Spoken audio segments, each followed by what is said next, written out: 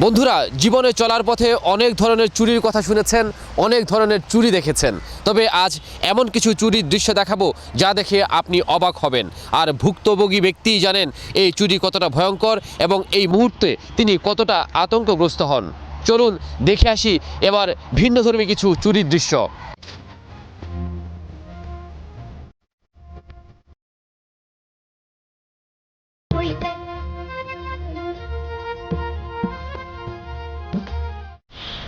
দেখলেন কিভাবে ছো মেরে নিয়ে গেল কারো মূল্যবান জিনিস। দীর্ঘ প্রশিক্ষণ ছাড়া এই ধরনের কাজ কিন্তু একেবারেই অসম্ভব।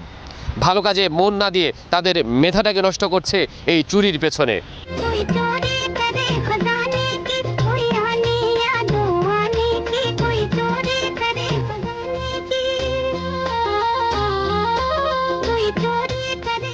রাজধানীতে চলার পথে একটু অসাবধান হলে হয়ে যেতে পারে আপনার সর্বনাশ।